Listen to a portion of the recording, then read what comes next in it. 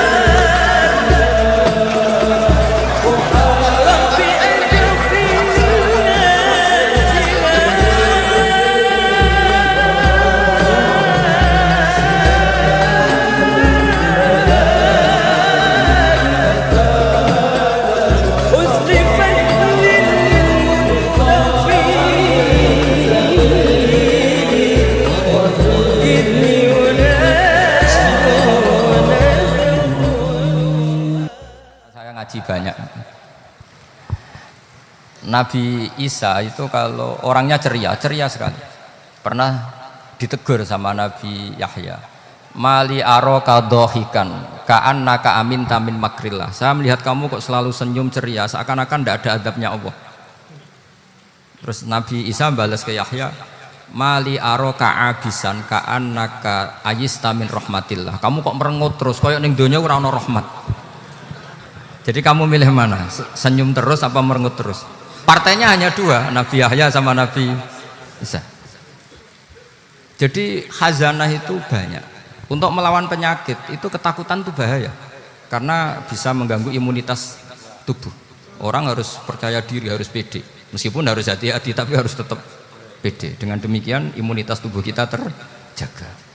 Jadi ya sudah seperti itu. Semua orang punya cara untuk menjaga diri masing-masing. Kemudian tentang Pak Ahmad Siddiq, saya tahu banyak karena dulu saya masih ingat. Ini sekaligus ijazah pada cucu-cucunya. Kalau sama anaknya tidak berani saya. Sama cucu-cucunya. Saya masih ingat Mbah Ahmad Siddiq itu sangat loyal sama yang namanya negara. Kita tahu beliau adalah termasuk orang yang bintang ketika Muktamar Situbondo, ketika NU pertama kali nerima asas tunggal, yaitu Pancasila. Kayak apa ulama-ulama kita, ya mulai Mbah Ahmad Siddiq, Mbah Ali Maksum, Gus Dur, Mbah As'ad, semuanya lah, termasuk Mbah Mun, semuanya loyal sama negara, sehingga NU menerima asas tunggal. Itu saya masih ingat karena Bapak dulu perwakilan dari NU cabang Lasem. Beliau pernah ngundang Mbah Ahmad Siddiq di sini, zaman itu zaman Pak D. Dzufar, ikut ngundang ke sini, bapak saya. Itu saya menangi beliau ngisi pengajian di hallnya buyut saya, Mbah Umar bin Arabi. Jadi saya ini zuriyahnya Mbah Umar bin Arabi, sama dengan keluarganya Ki Hamid Pasuruan. Itu beliau cerita bahwa kemenangan Islam itu tidak harus kita yang menang kangelan. Kadang Allah bikin orang lain yang kangelan, kita yang ikut menang. Jadi dulu kata beliau, banyak ulama ketika kita diserang Jepang, saya masih ingat, saya karena pas itu ikut ke Lasem, karena saya santri sarang, Mbah Mun ngisi di Lasem, saya ikut di Lasem karena saya masih keluarga. Itu ulama-ulama itu mimpi dibacakan ayat Ghulibatir Rum fi adnal ardi wa hum mim ba'di ghalabihim sayaghlibun fi bid'i sinin lillahil amru min qablu wa mim ba'du wa yawma idzi yafrahul mu'minun. Itu dulu itu ada pertarungan besar antara kerajaan Romawi dan kerajaan Persia. Kita tahu Romawi itu Nasrani. Saya ulang lagi, Nasrani. Nasrani itu percaya adanya Allah, adanya Tuhan, dan percaya adanya kitab samawi. Sementara musuhnya itu Persia. orang yang tidak bertuhan, tidak berdasar kitab samawi. Ketika Persia mengalahkan Romawi itu orang Islam ikut susah, karena terus dibully sama orang-orang kafir Mekah. Orang kafir Mekah adalah orang yang tidak punya kitab samawi. Katanya orang kafir Mekah, iku lho balamu, jute duwe kitab, jarene di hubungan mbek langit, nyatane perang keok. Paling kon ya podo. Jadi ada analogi bahwa kalahnya orang Nasrani itu dianggap simbol kekalahan orang yang bertautan atau berhubungan dengan langit. Akhirnya orang Islam susah. Saking susahnya orang Islam sampai Abu Bakar itu tanya, ya Rasulullah, lalu orang Romawi menang itu kapan? Terus ada surat turun, Fibit isinin. Ya kira-kira 3. Abu Bakar pas itu belum alim-alim amat. Jadi ngartikan 3 itu ya 3 betul. Sehingga beliau masyhur itu. Cara Jawa totoan itu kimar. Pokoknya nanti Romawi pasti menang 3 tahun lagi. Akhirnya ketika datang itu taruhannya dengan 10 onta. Datang ke Rasulullah, Nabi menjelaskan, "Lho ndak. Bid'u itu mabena salas ilatis itu 3 sampai 9. Kamu jangan bilang 3." Ya sudah, taruhannya ditambah. Taruhannya ditambah sampai 100 onta. Tapi pembuktiannya enggak 3 tahun tapi nunggu 9 tahun. Sampean jangan tanya, berarti dulu pernah taruhan halal. Zaman sebelum ngaji saya sampean sudah sering taruhan, jadi jangan nyalahkan saya. Nanti itu ada ilmunya, namanya nasah apa? Mansukh. Dan taruhannya Abu Bakar tidak kayak sampean. Taruhan yang sangat-sangat demi Islam, bukan demi hadun nafsi. Betul. Ketika tahun ke-7 orang Islam itu menang. Gila ya, tahun 9 itu umat Islam menang. Menangnya umat Islam mengalahkan musyrik Mekah itu di Badar. Romawi mengalahkan apa? Persia. Gara-gara Romawi mengalahkan Persia itu cara berpikir orang itu rubah. Ternyata langit itu ada, kekuatan langit itu ada. Sehingga meskipun akhirnya orang Kristen bilang ada Trinitas, terus mereka keliru dalam mengartikan Isa, tapi ada sekian nabi yang mereka sebut dan mereka hormati. Ada sekian kesamaan.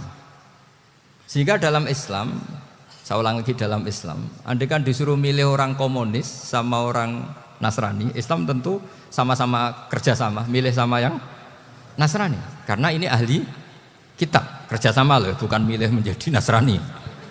Nanti kalian salah paham, senangannya terus bully, itu semangatnya pasti hasad. Nah, terus lalu relevansinya dengan Indonesia gimana? Wa yauma idzi yafrahul mu'minun. Ketika orang Romawi yang punya kitab samawi mengalahkan Persia yang tidak punya kitab samawi, itu orang Islam ikut bunga, ikut gembira. Itu semua kiai banyak yang mimpi seperti itu. Ini cerita Pak Ahmad Siddiq. Saya dengarin. Ternyata betul. Jepang itu enggak dikalahkan Indonesia. Jepang, Hiroshima dan Nagasaki dibom oleh apa? Sekutu. Akhirnya Jepang pulang. Pas Jepang pulang, Indonesia merdeka. Itu dulu kiai-kiai sudah nakwil bahwa menangnya Indonesia itu tidak harus mengalahkan penjajah. Pokoknya nanti penjajah ada yang mengalahkan. Jadi orang Islam zaman itu tidak bisa mengalahkan Persia. Yang mengalahkan itu Romawi. Tapi orang Islam ikut gembira. Itu sebenarnya wa yauma idzi yafrahul mu'minun binasrillah. Jadi orang itu cara berpikir Quran itu beda. Sehingga saya ini cerita ke cucu-cucu Mbah Siddiq karena ya nasabnya sama sampai saya, karena sama-sama sampai Mbah Sambu. Bedanya keluarga saya lewat Mbah Abdul Azim, kalau yang keluarga sini lewat namanya Mbah Yusuf. Itu saudara sama Mbah Abdul Azim, sama-sama sampai Mbah Sambu. Tapi keinginan saya tentu bukan sekedar silaturahim gagah-gagahan diceluk Gus. Celuk Gus repot. Nak ora alim ra pantes. Nak beling ra pantes. Salam templek 1.000 jaluk swarga. Aduh. Tuhan, kok mentalah nih 1.000 jaluk. Kamu nginep di hotel 100.000 itu tidak cukup, apalagi untuk bayar apa? Surga. Itu nggak sopan sekali. 1 juta ya nggak bisa itu. 100 juta juga nggak jelas juga. Terus sampai mendingan nggak usah salam template. Malah nggak mungkin masuk surga kalau. Jadi dulu yang namanya zuriyah. Sampean tenang saja, nasab sampean tidak kalah dengan kita. Karena nanti setelah di kuburan itu gus-gus itu nggak penting. Semua kalau ditanya bapak kamu siapa, jawabannya siapa? Nabi Ibrahim. Sudah parmin parlan hilang semua, sudah aman pokoknya nanti. Karena kalau nanti ditanya malaikat bapak kamu siapa, jawabnya Nabi siapa? Ibrahim. Makanya saya itu pemuja Allah yang serius. Sampean ya pemuja Allah, tapi kan kadang kurang alim. Saya ini pemuja Allah serius. Saya itu kalau ngaji, ya ngaji biasa belajar, itu sering nangis seneng. Misalnya saya baca tadi, Miftahul Jannah la ilaha illallah, luang kunci kok dikasihkan. Kita ini masuk neraka gak pantas, enggak bawa kuncinya kok masuk. Harusnya kita ini masuk surga, kita kan pegang kunci surga, gak pegang kunci neraka. Maka aneh kalau kamu masuk neraka itu aneh. Coba kita pegang kunci surga apa kunci neraka? Tapi kadang teman saya neraka ora ono kuncine. Karena tidak ada pintunya. Terus saya bilang, kamu kok tahu? Memangnya mau ke sana kata saya. Saya tidak punya rencana tahu neraka. Karena nanti di antara syafaatnya Quran itu orang kalau mau masuk neraka tidak jadi. Ya nggak apa-apa ya diatur sendiri. Jadi di antara syafaatnya Quran itu orang nggak jadi masuk neraka. Jadi syafaat itu ada dua, dari neraka diangkat ke surga, dan itu bisa lama itu. Tapi kalau syafaatnya Quran itu yang belum masuk neraka supaya nggak jadi masuk neraka. Karena neraka juga punya aturan, dia juga kena aturan fikih. Jadi, lo betul ini, saya ada hujan. Jadi kena konstitusi apa? Fikih. Sama tak ceritani syafaatnya Quran itu ada orang itu beling itu fasik. Itu dia hafal surat Tabarok. Hafal betul. Tabarakalladzi biyadihil mulku wa huwa ala kulli syai'in qadir alladzi khalaqal mauta wal hayata. Pertanyaannya gini, boleh enggak orang menginjek surat Baqarah? Boleh enggak? Enggak. Padahal orang hafal Quran itu artinya ayat itu ada di hatinya. Fa inna wa ta'ala la yu'adzibu qalban wa al-Qur'ana. Allah tidak akan menyiksa hati yang menyimpan Quran, yang jadi flash disknya Quran, yang jadi rekaman Quran. Singkat cerita orang ini hafal.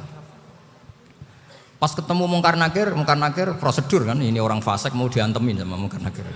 Prosedur ya, dia kan prosedur standar. Si surat Tabarok akhirnya menjelma jadi seseorang yang gagah berani. Kamu nggak boleh nyiksa orang ini. Saya ini kalamullah. Kalau kamu nyiksa dia berarti nyiksa saya. Kamu berani sama kalamullah. Wah ya tidak berani dari Mungkar Nakir. Tapi orang itu nakal, harus saya gebukin. Tapi kata Quran tadi, tapi saya di situ pasti kena saya. Oh debat, nggak ada lajnahnya ini nggak ikut. Kalau Gus Firjon ikut jadi lajnah. Kalau jadi lajnah pasti kroninan. Kalau santrinya dimenangkan nanti. Akhirnya debat. Ya sudah kita ketemu Allah. Akhirnya Mungkar Nakir sama Quran tadi surat Tabarok datang. Sowan sama Allah. Terus kata Allah, memangnya kenapa Mungkar Nakir? Saya harus nyiksa dia karena dia fasik ya Allah. Memangnya kenapa surat Tabarok? Saya ada di situ. Menurut aturan orang tuh nggak boleh injak-injak Quran. Kalau dia nutuk saya, nutuk Quran, itu harus dikasih tahu fikihnya Mungkar Nakir. Akhirnya Allah ngendikan gini ke surat Tabarok. Ya sudah terserah kamu. Kalau terserah kula Gusti, Mungkar Nakir nggak boleh nyentuh orang ini. Ya sudah selamat. Sehingga terus itu sama baca di termasuk mujizatnya surat Tabarok di tafsir Ibnu Katsir banyak. Karena tadi logikanya malaikat itu juga kena aturan fikih. Sehingga banyak ulama termasuk Said Muhammad ngendikan pertanyaan Mungkar Nakir itu tidak semua orang kena. Kalau semua orang kena nanti kalau tanya Nabi Muhammad, waman nabiyuka? Kacau kan jawabnya. Nabi kamu siapa? Lu saya ini nabi. Ya kan? Lah nanti kalau pas ketemu Nabi Ibrahim, waman abuka? Jadi repot kan? Makanya ada kiai yang guyon kalau ditanya, "Marab buka?" Saya ini guru tauhid sembrono. Saya ini ngajar Ummul Barohin, kamu tanya marab buka.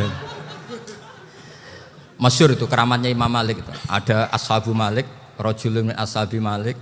Beliau ditanya Mungkar Nakir, "Marab buka manabi buka?" Imam Malik datang, ini seumur-umurnya itu ngajar tauhid. Kamu bedai enggak sopan kamu.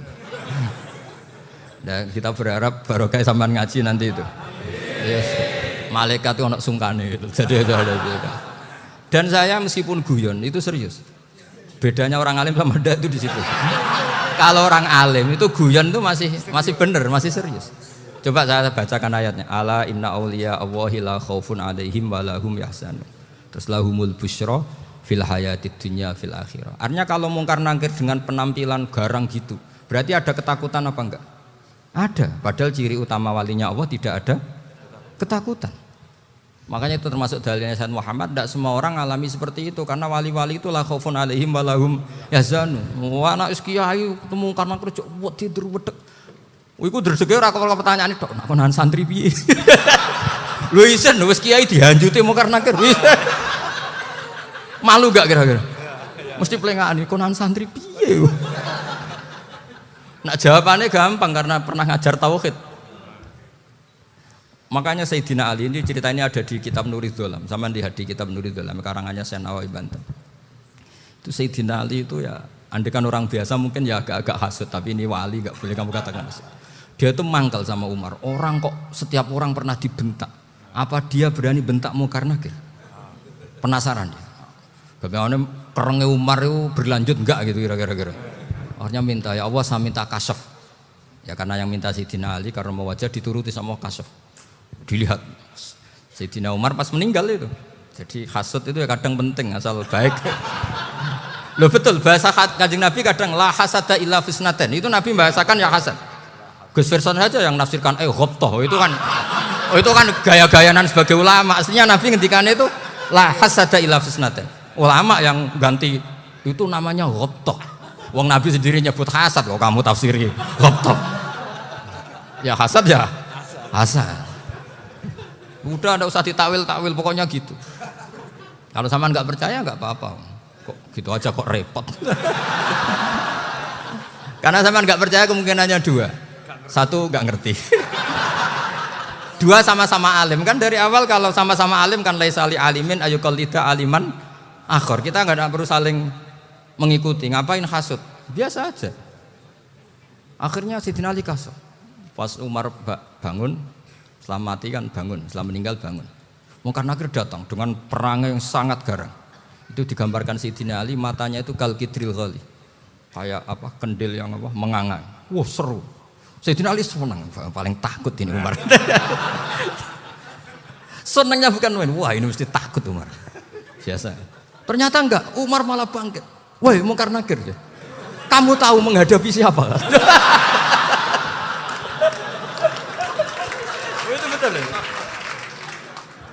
Kamu itu menghadapi temannya ahabbal khalqi ilallah. Yang diandalkan temannya bukan dia. Kamu tahu yang kamu hadapi, saya ini teman kekasihnya Allah. Jadi boleh kamu mengandalkan Mbak Virjon. Tapi nanti resikonya mungkar nakir ditanya, itu Virjon siapa? Wah itu masalah itu kan. Makanya syaratnya wali itu harus ma'rufun fis sama. Di langit sudah populer. Makanya dulu ada orang yang saking seninya Abdul Qadir ditanya apa saja jamnya Abdul Qadir Al-Jilani. Itu aman karena beliau populer. Makanya program kita harus populer dulu di langit. Nah, itu nanti kalau dicatut oleh santri-santri nggak apa-apa. Kalau nggak populer nanti dicatat. Itu siapa? Masalah ini. Umar itu yang dibanggakan itu. Kamu tahu saya siapa? Ya enggak tahu, saya ini temannya kekasihnya Allah. Temannya Muhammad, iya Muhammad Rasul. Wah mikir, waduh, repot. Loh di dunia aja gitu kan, temannya presiden, temannya panglima, apalagi ini temannya Sayyidul Awalin wal Akhirin. Di dunia aja bilang temannya presiden, menteri orang sudah takut, apalagi ini temannya Sayyidul Awalin. Hanya mungkar nakir terus konfirmasi sama Allah, gimana ya Allah ini ngadepi. Sebetulnya diandalkan itu temannya, bukan dia.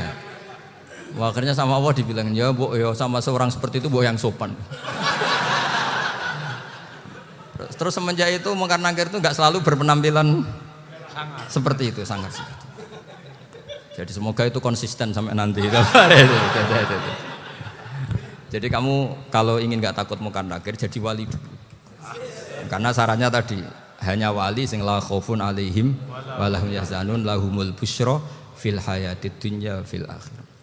Jadi orang itu kalau ngaji itu harus khatam. Jangan semuanya kena pertanyaan. Nanti kalau semuanya kena pertanyaan nanti repot. Kalau Nabi Muhammad ditanya waman Nabi Yuga, Nabimu siapa? Lu kan terus jadi aneh. Jadi makanya ngendikane Sayyid Muhammad semua ulama lah, nggak ada am kecuali ditaksis, kecuali sifatnya Allah. Misalnya bikulli syai'in alim, ya benar-benar bikulli syai'in. Tapi kalau am semuanya pasti ada taksis, meskipun dalam muhawarah muhadasah biasa. Misalnya contoh gampang, istri kamu baru seneng kamu, Mas nak pengen apa-apa itu lapor aku, gak apa-apa Mas, mesti aku seneng sama lapor. Iku di aku pengen wayo. Wah langsung jari apa wae. Mesti apa wae maksudnya kecuali itu gitu. Padahal kalau ngomong, Mas sampean ingin apa saja tak dukung. Terus sampean bilang, kepenginku iku wayo. Kira-kira disetujui apa enggak? Sama seperti kita kalau punya teman akrab, wes nang omahku gak apa-apa, anggap ya omahmu dewe. Terus mlebu-mlebu kamar. Jadi tidak ada am kecuali ditaksis. Artinya kalau ada cerita bahwa orang mati pasti ngalami ditanya mungkar nangkir, itu pasti ada am yang ditaksis. Itu pasti juga dialami para anbiya, para auliya. Karena ciri utama wali itu la khaufun alaihim walahum yahzanun. Kemudian saya yang mau cerita ya, supaya sampean bisa menghadapi dunia global ini, tak bawa tafsir Munir termasuk tadi. Kenapa orang Islam, Rasulullah SAW itu lebih senang kalau yang menang itu orang Nasrani Romawi, ketimbang yang menang itu orang Faris, dalam hal ini ateis. Karena orang ateis itu lebih ngeri. Sebetulnya beberapa penemuan sains, terutama di ilmu medis, itu orang Amerika, kayak cloning. Tapi orang Amerika itu masih dilarang oleh gereja untuk mengaplikasi. Karena nanti bayi cloning itu dipakai suku cadang. Di Amerika masih ditentang oleh fatwa-fatwa agama, baik Islam maupun Kristen. Tapi di Cina itu dipraktekkan, karena nggak ada halangan agama. Di Cina itu biasa ada kondom diolah lagi jadi alat-alat aksesoris. Di Amerika tidak ada karena masih ada agama, masih ada larangan. Sehingga orang Islam itu lebih takut kalau yang menang itu Persia, karena terus cara berpikir ternyata Tuhan itu tidak ada, langit nggak ada perannya.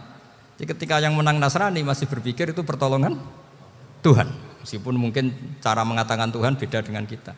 Tapi ada satu kesamaan bahwa kekuatan samawi itu ada. Jadi disebut hulibatir rum fi adnal ardi wa hum min ba'di ghalabihim sahlibun. Di sini diterangkan oleh Syekh Nawawi supaya kamu tidak salah paham. Sebetulnya kamu katakan misalnya wah itu paham liberal, sebenarnya saya tidak tersiksa. Cuma takut yang mengatakan seperti itu cek goblokir atau ngaji gitu. Itu aja masalah saya. Ini saya baca ini karangannya Syekh Nawawi karena tadi kata Mbak Firjon, ngaji itu harus sama orang yang bersanad. Saya ini kalah sama beliau itu berkali-kali. Secara nasab saya harus manggil Mbah. Secara silsilah ilmu saya juga kalah lagi. Saya sering disewani sama cucu-cucu Syekhona Khalil. Kiai Sidik itu termasuk murid dekat beliau, Syekhona Khalil. Kalau itu berarti kan Gus Firjon, Ahmad, terus Mbah Sidik. Mbah Sidik ngaji Syekhona Khalil. Syekhona Khalil itu pernah ngaji langsung sama Sayyid Zaini Tahlan. Berarti beliau dari Sayyid Zaini Tahlan itu baru generasi kelima. Sementara saya itu sudah ke-7 atau ke-6. Saya, Mbah Mun, Mbah Karim misalnya, Mbah Hashim, Mbah Mahfud Termas, Sayyid Abi Bakar Sato yang ngarangnya Anatul Thalibin, baru Sayyid Zaini Tahlan. Berarti saya ke-7, kalah lagi. Tapi untuk jadi wali biasanya cepat saya. Karena syaratnya jadi mbah itu ngalah demi putu. Jadi kalau beliau ngotot, saya dulu Gusti, saya mbahnya. Wah itu mbah yang nggak baik. Pasti jatahnya dikasihkan apa? Cucunya dulu. Makanya Abdul Muthalib itu orang yang dapat wangsit, tapi yang jadi nabi itu cucunya. Jadi dalil saya banyak. Sebetulnya Abdul Muthalib itu sudah sering dapat wangsit. Karena saya bahasakan wahyu, Nabi yang protes, enggak nabi kok dapat wahyu. Tapi sebetulnya Abdul Muthalib itu masyhur itu. Kalimat-kalimatnya menunjukkan bahwa beliau itu sudah dapat wahyu kalau nanti cucunya itu jadi nabi. Makanya senangnya bukan main Abdul Muthalib sama Rasulullah. Putu seneng, mbah seneng putu. Jadi mungkin, jadi sampean enggak usah protes loh. Ya, yang jadi wali kok cucunya. Loh, betul. Dulu Mbah Hamid Pasuruan itu kalau Mbah Ahmad Siddiq ke sana, Mbah Hamid Pasuruan kalau manggil Mbah Ahmad Siddiq itu paman. Tapi pamannya minta ijazah ke ponaan. Apa ya gara-gara itu memang. Kalau itu masih berlaku apa? Ngalah tadi. Kayaknya masih apa? Hawane masih. Hawane masih. Karena melihat tren-tren langit masih gitu kayaknya masih. Masih itu. Ya, tapi mbahnya tetap dapat jatah, tenang saja nanti. Tapi memang sebaiknya mbah itu legowo. Rasulullah Muhammad SAW itu terkenal min dzurriyyati Ibrahim. Tapi kata Rasulullah, ana dakwatu Ibrahim wa bisyaratu Isa. Aku nganti ngene iki barokah dongane Nabi siapa? Ibrahim. Jadi dongane Nabi Ibrahim dia tiba teng putu. Jadi banyak bukti bahwa jatuhnya ke putu gitu. Tadi saya di kamar sama beliau berduaan. Nih Mbah sing dadi wali dhisik ndi? Aku wae Mbah. Cocokan tadi. Nah, kenapa saya akhir-akhir ini gulirkan daftar wali? Kenapa? Saya ini resah ya, orang sudah ingin dicintai pejabat, dicintai tetangga, dicintai teman. Tapi kadang-kadang orang lupa lagi dicintai apa. Makanya saya meskipun guyon, tapi ini amdan, bukan sahwan. Supaya orang punya cita-cita lagi jadi wali, ingin dicintai Allah. Kita ini terlalu lama ingin dicintai makhluk, Mbok yau naik kelas sedikit lah. Ingin dicintai Allah Subhanahu wa Ta'ala. Meskipun saya guyon, tapi tadi guyon saya tuh lebih serius ketimbang serius Anda. Karena tak pikir. Saya tuh kalau pergi itu seneng ngebis, bukan karena saya tidak punya mobil, tapi saya sering mau butuh itu supaya nggak diganggu. Karena saya tuh harus punya waktu sendiri. Kalau bis kan ketemu orang nggak kenal, tapi sekarang ya agak susah, banyak yang kenal. Dan susahnya lagi nggak minta ijazah, minta foto. Aduh, repot tuh. Mau dibenci itu umatnya Rasulullah SAW. Mau disetujui itu sanatnya mana? Kalau ketemu orang alim minta apa? Foto. Itu nggak ada sanatnya. Nggak tahu saya itu mazhab dari mana itu. Ya mazhab milenial yang jelas itu kan. Ini tak baca ya biar dapat. Karena ini kenangan saya sama Mbak Ahmad Siddiq. Saya masih ingat betul beliau ngisi kholnya Mbak Abdullah bin Umar, berarti abahnya Mbak Hamid. Karena mbah saya itu Fatimah binti Khalid bin Umar. Kalau Mbak Hamid itu Hamid bin Abdullah bin Umar. Itu saya masih ingat betul zaman itu Mbah Hamid setiap khol di Lasem itu rawuh dan saya derek mbah saya karena masih misanan datang ke Lasem. Itu beliau pas itu ngisi sama Mbah Mun. Mbah Mun masih muda, Ki Ahmad Siddiq sepuh senior. Itu beliau cerita bahwa dulu ketika Indonesia dijajah Jepang itu para kiai mimpi dibacakan ayat Khulibatir Rum fi adnal ardi wa hum min ba'di walabihim.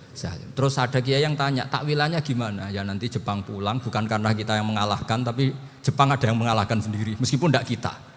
Kayak dulu Faris tidak dikalahkan Islam, tapi dikalahkan Romawi, tapi yang senang umat Islam. Wa yauma idzi yafrahul mu'min.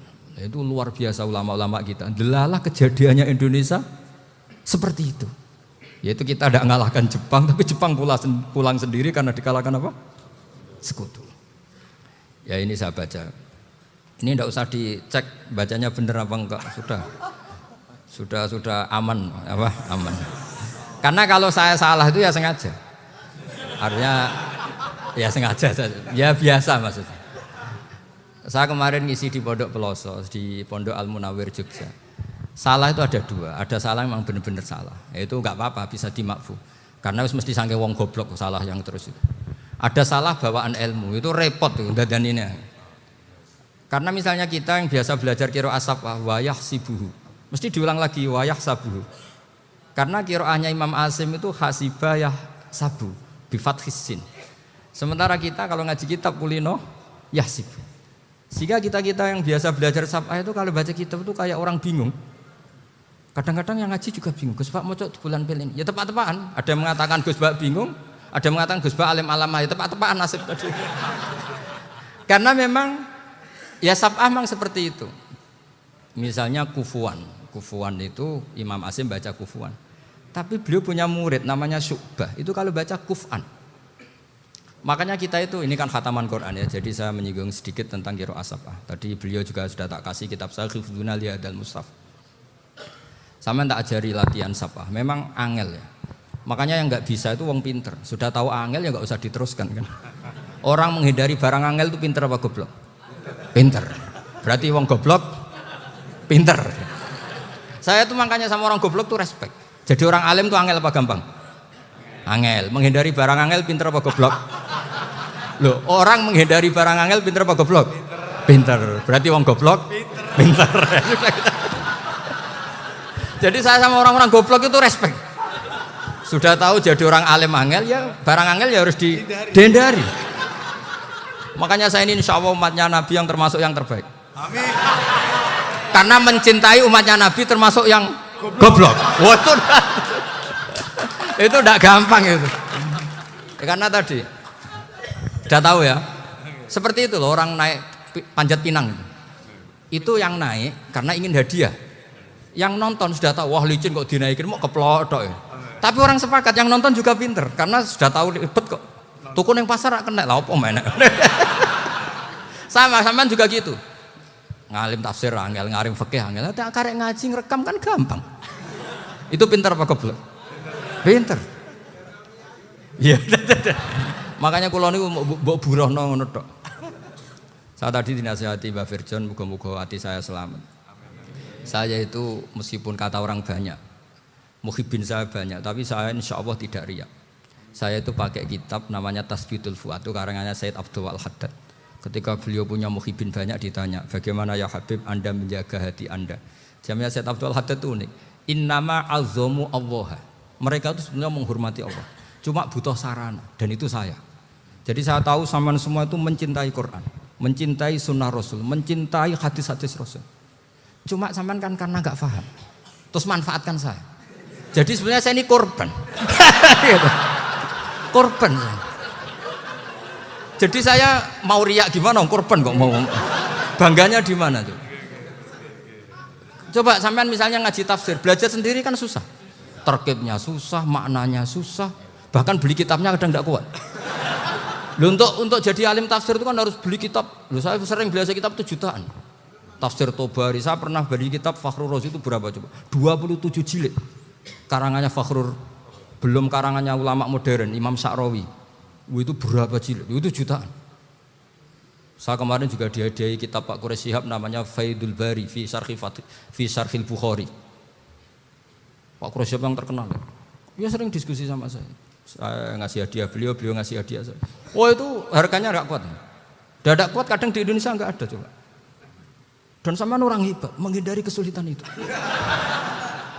Nah, kesulitan itu sebab ngaji ikut, kalau nggak paham dirukokno rekamannya sudah gitu. Pinter mana sampean nambah saya? Pinter sampean kan? Bikin sosis susah, beli aja kok repot kan. Nah, makanya nggak boleh orang bilang, wah aku goblok reso tafsir aku wong pinter.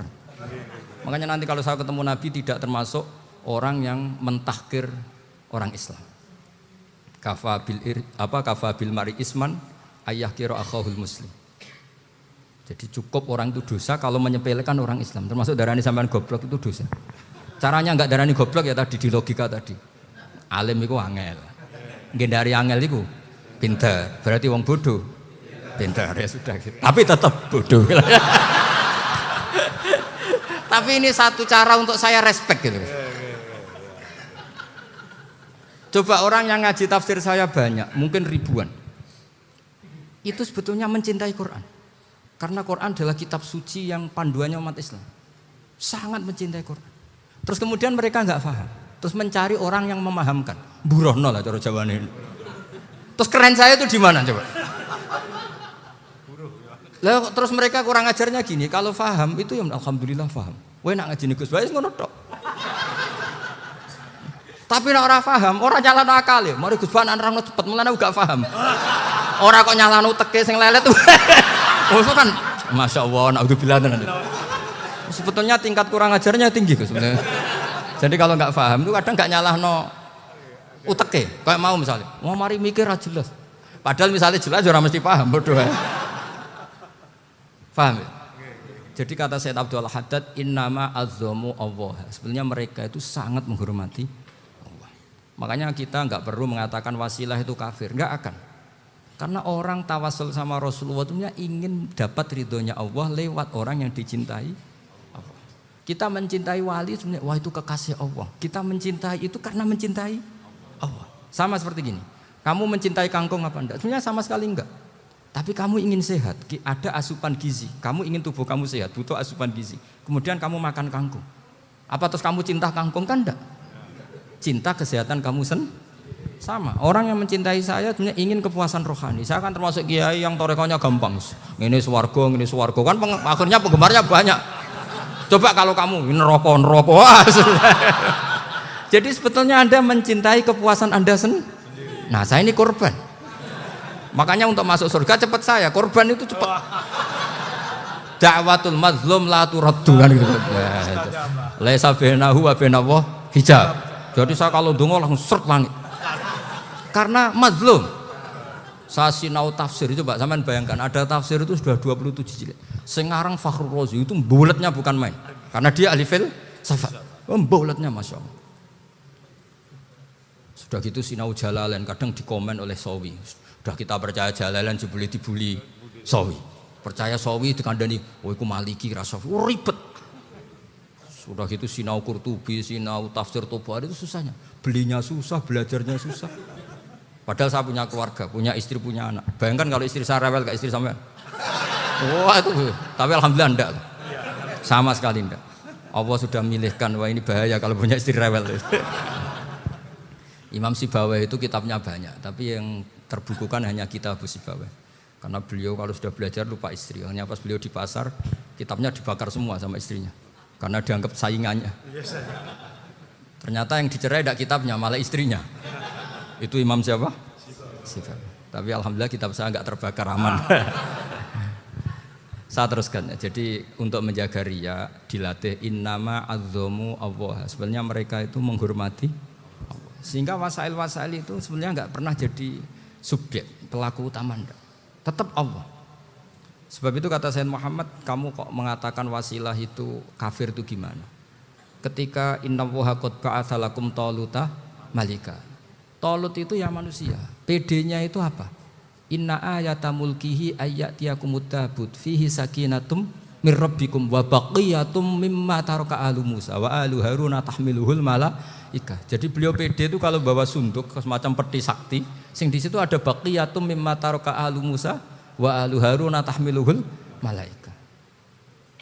Ya kayak semacam jimat. Tapi saya bukan mensyariatkan jimat enggak, karena nanti banyak penjual yang pembohong juga gitu loh. Cuma cerita, kamu tidak usah mengatakan kafir. Dulu Tolut PD-nya kalau bawa sunduk semacam peti kesaktian yang di situ ada baqiyatum mimma taraka alu Musa wa alu Haruna tahmiluhul malaika. Sehingga Khalid bin Walid meskipun beliau sahabat dan menyaksikan wajah Rasulullah SAW, itu bawa sya'aratun min sya'aratihi Rasulullah SAW, bawa rambutnya Nabi.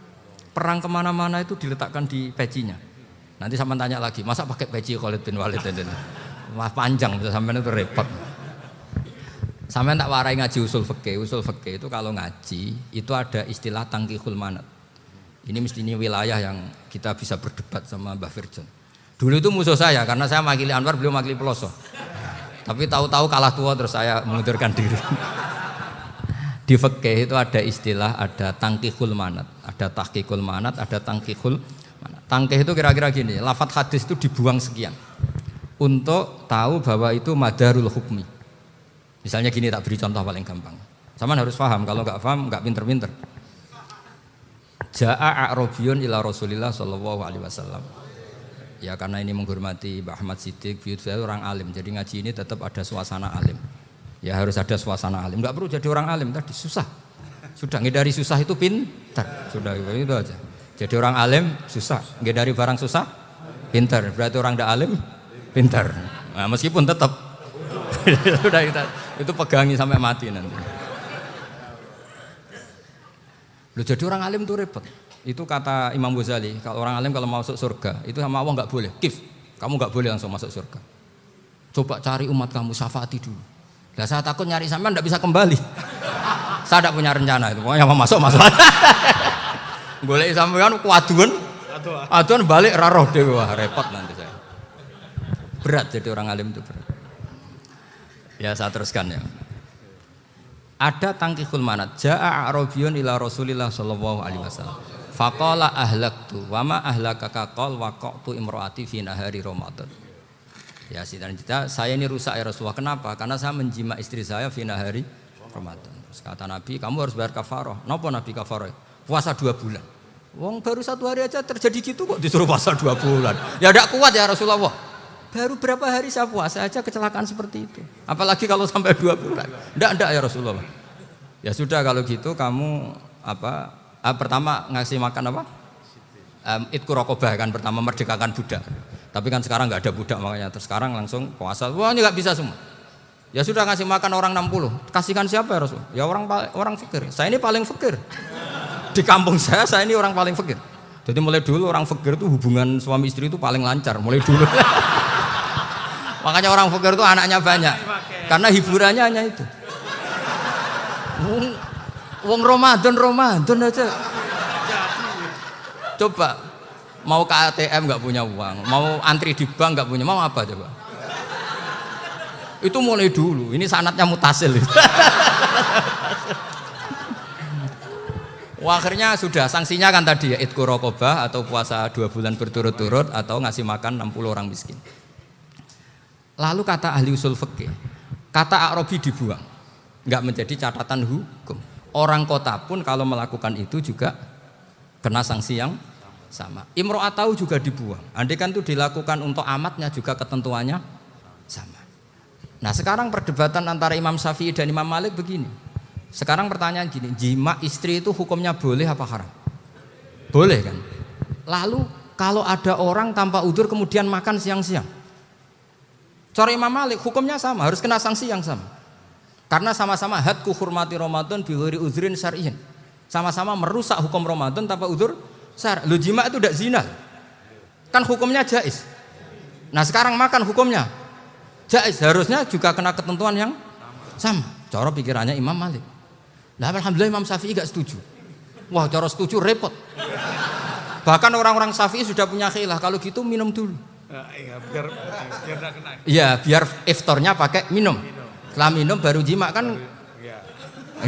Ini sudah menyiapkan khilafnya. Ini khas Syafi'i ini, bongso rekayasa hukum. Nanti bisa belajar jauh cara ngakali hukum. Makanya guyonan yang masyhur Gus Dur itu gitu. Ada seorang kiai atau Gus lah, ya punya salah, namanya manusia kan punya salah, entah cangkruk entah apa, pokoknya punya salah. Ada wartawan yang ngiranya semua kiai itu orang suci, sehingga tanya sama Gus Dur, Gus itu ada kiai kok, ya pokoknya salah lah. Tapi jangan bayangkan dosa besar, enggak, kecil-kecil aja. Itu gimana itu? Padahal kiai kan orang suci. Jawabnya Gus Dur lucu. Ya justru yang boleh salah itu para kiai. Kalau kamu nggak boleh. Loh kok bisa Gus? Karena mereka tahu caranya tobat. Repot. Kalau kamu nggak tahu caranya. Sama pelanggaran hukum itu ya harus pakar-pakar hukum. Ya. Itu yang tahu caranya rekayasa. Kalau kamu ya kena pasal kan ya. Jadi kamu jangan niru saya ini punya sekian cara untuk kembali. Nah, itu namanya khilah. Makanya kata Sayyid Muhammad, kamu tidak usah anti khilah. Karena Abu Hanifah itu membolehkan khilah, kitabul khiyal. Yang penting kamu soleh dulu. Setelah soleh nanti Allah maklumi. Soleh dulu, syaratnya soleh dulu. Kalau tidak soleh jangan. Contohnya gini, ada orang mau puasa lemes sekali, mau makan. Gampang, kalau langsung makan kan kayak hadku hormati Ramadan biwari udrin sarian. Aku langsung mau jembera sowan Mbah Firjon. Sudah status saya apa? Musafir. Ya sudah, berangkat aja sampai Tuban makan. Nanti kalau nggak jadi ya nggak apa-apa sudah. Kan mulai pergi sudah musafir. Saya tidak tahu nanti malaikat tertarik gebuki nggak tahu. Tapi itu ada khilahnya, asal soleh. Karena kata Sayyid Muhammad dan semua kitab mengatakan itu. Kalau sama nggak tahu ya kebablasan. Nabi Ayub, yang nabi yang terkenal gudikan itu siapa? Ayub ya. Nah, itu yang Israiliyatnya akan seru lah. Gudikan dikukur bek kreweng itu terlalu lah kalau itu. Untuk kreweng konti ning Arab ora ono kreweng itu sudah masalah itu. Singkat cerita, Nabi Ayub ketika diasingkan kaumnya itu kan nggak punya sumber makanan. Lah orang lelaki itu mulai dulu egois. Istrinya Nabi Ayub itu cantik sekali, udah cantik, rambutnya bagus. Makanya kamu nggak usah tanya kenapa istrinya Kiai banyak yang cantik. Ya, nah warasatul anbiya, nggak boleh gitu. Kalau nggak cantik ya warasatul anbiya dari segi balak. Istrinya Nabi itu semuanya cantik. Nggak usah tanya sebabnya apa, pokoknya gitu, semuanya cantik. Singkat cerita, beberapa kali istrinya Nabi Ayub itu kerja demi bisa nafkahi Nabi siapa? Suatu saat itu tidak ada pekerjaan yang cukup untuk beli roti. Satu-satunya peluang dapat rezeki itu putrinya raja itu rambutnya berondoli. Terus ada sayembara siapa yang rambutnya bagus mau dibeli. Sampai rambutnya istrinya Nabi Ayub itu dijual. Nabi Ayub tersinggung karena itu mengurangi kecantikan. Jadi lelaki mulai dulu gitu. Udah nggak urun kalau istrinya nggak cantik itu komplain. Itu khasnya lelaki. Jadi kalau kamu gitu ada sanadnya juga, tenang saja ya. Komplain ya pegawaian itu. Saking mangkelnya Nabi Ayub terus ngendikan la adriban naki mi'ata sautin. Kamu akan saya pukuli dengan mi'ata sautin atau dengan 100 cambukan. Atau mi'ata dikhtin atau mi'ata apalah sesuai konteks zaman itu. Engko namanya pecut tuku konti kok ribet lagi.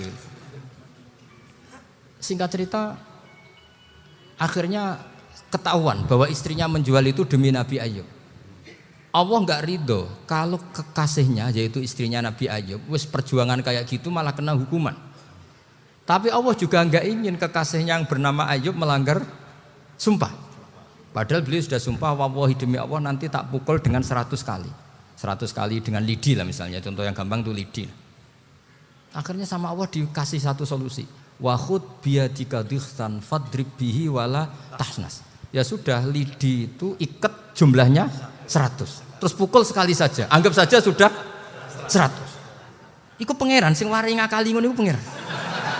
Tapi syaratnya soleh. Syaratnya soleh. Jadi kalau kamu anti khilaf berarti anti ajarannya Allah di ayat itu. Wa khud biyadika dikhtan fadrib bihi wala tahnas. Itu dulu ada, ini cerita di Ithaf. Ini cerita terakhir, ini sudah, sama jangan nama sudah. Terus pengumuman tadi, yang nggak pernah sepuh ngutang saya itu haram tadi. Karena tadi saya punya kewajiban di rumah yang bisa menggugurkan kewajiban yang lebih besar. Lebih besar itu ya tadi, bisa pernah guru, pernah sepuh. Yang jelas nggak umur. Umur sampean menangkap itu, tua serepot itu. Ada raja itu ganteng kaya, senengannya nikah perawan cantik. Itu semua kampung mesti kenal. Mungkin digilir atau gimana pokoknya. Suatu saat ada pemuda suka sama perempuan yang di kampungnya, cantik sekali. Kemudian pemuda ini ternyata pekerja di kerajaan itu. Tiap hari ditanya, wah itu yang di kamu yang cantik siapa? Mau saya nikahin gini. Wah bahaya ini saingannya raja. Jadi yang dibidik pemuda tadi itu saingannya. Si raja ini orang yang namanya raja kan gengsinya tinggi. Kaifa tankihuha wa qad ra'aitu qad qabbalaha rajulun. Kok mbok nikah piye? Saya itu pernah melihat dicium lelaki. Wah, gak mau. Gak gelem wis kadung ditambung lan wa qad qabbalaha rajulun. Saya pernah melihat sendiri qabbalaha rajulun, dicium oleh lelaki. Wah, sudah gak minat raja langsung gak keren. Suatu saat pemuda tadi nikahi perempuan itu. Rajanya marah-marah. Kamu lelaki gak punya harga diri gini. Gak punya selera, gak punya harga diri. Sudah pernah dicium orang kok tetap dinikah. Terus bilang ke raja, ta'rif manir rajul, lelaki itu siapa? Abuha. Kamu tahu lelaki itu siapa? Sopo? Abuha. Bapaknya. Saya kan hanya bilang rajulun. Pernah dicium lelaki. Lah pikirannya raja lelaki kue-kue ngene iki. Tapi butuh canom mau rojo ben gak sido, itu aja tuh. Baru kayak digulirkan gitu, wakot kebalah rojulun. Wah nggak mau. Setelah itu suatu saat pegawainya tadi nikahi perempuan. Kamu nggak punya harga diri gini. Kamu tahu mandir rojul? Abu. Wah nak ngono aku gak poho-poho. Lah monggo sakniki wis bojo kula. Ora trimo wis diambung wis macam-macam. Lah itu namanya khilah. Apa? Khilah. Kalau di Balawa disebut tauriyah atau apa. Tapi saya tidak ngajari sampean seperti itu. Sudah pinter sebelum saya ajarin. Bangsa ngakali kan sudah pinter. Ya ini terakhir tak baca Arabnya saja nanti. Bismillahirrahmanirrahim. Biar dapat barokahnya Syekh Nawawi juga barokahnya guru-guru. Bismillahirrahmanirrahim. Wasababu nuzuli hadil ayati annahu kana baina farisa war rumi qitalun wa kanal musyrikuna yawadduna antaghliba farisu ar-ruma. Li anna farisa kanu majusiyan ummiyin wal muslimuna yawadduna ghalabatar rum ala faris liqaunihim ahla kitabin. Jadi zaman dulu orang Islam lebih senang kalau yang menang itu orang Nasrani. Kalau bandingannya ateis. Karena bagaimanapun percaya kekuatan langit. Sementara orang ateis sama sekali tidak percaya kekuatan.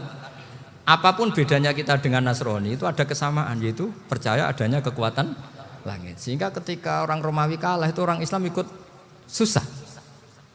Paham ya? Makanya ini tak baca biar sampean enggak macam-macam pikirannya.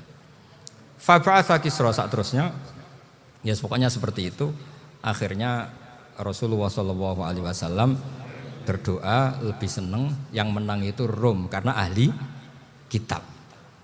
Artinya apa? Kemenangan ahli kitab adalah kemenangan makhluk atau hamba Allah yang mentautkan kekuatan kita di bumi dengan kekuatan langit. Makanya saya berharap selain pilihan kita ikhtiar medis, kita harus memperbanyak istighfar. Bagaimanapun semua itu dari Allah Subhanahu wa ta'ala. Kita menghormati negara dengan ikhtiarnya, tapi saya mohon sekali kita juga istighfar. Karena semua itu juga ditentukan oleh Allah, oleh langit. Ya, saya kira demikian. Assalamualaikum warahmatullahi wabarakatuh.